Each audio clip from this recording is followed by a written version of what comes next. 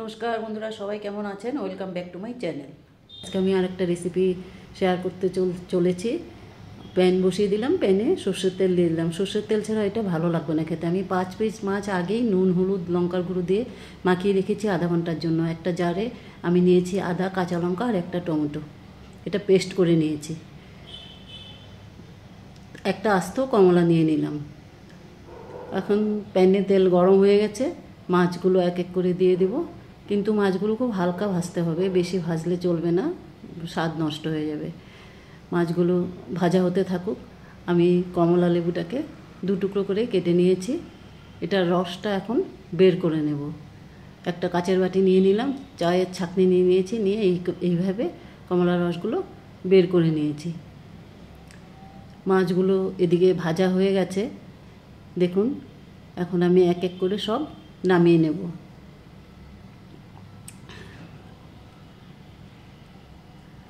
ওই তেলের মধ্যেই মাছ ভাজা নামানোর পরে ওই তেলের মধ্যে আমি দিয়ে দেবো শুকনো লঙ্কা, 2টো শুকনো লঙ্কা, আস্ত জিরা দিয়ে একটু ফুটতে দেবো। তারপরে একটু হলুদ দিয়ে দেবো, দিয়ে পেস্ট করে রাখা মশলাগুলো দিয়ে দেবো।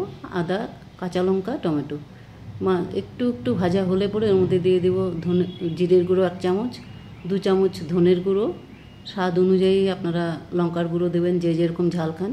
আমি 1 চামচ দিয়ে দিলাম লঙ্কার গুঁড়ো, দিয়ে একটু ভালো করে এগুলো সব মশলার সাথে মিশিয়ে নেব। স্বাদ অনুযায়ী নুন দিয়ে দেবেন। মশলার সাথে মেশানোর পরে আমি জারের জল দিয়ে জলগুলো দিয়ে দিলাম, যেন নিচে লেগে না যায়।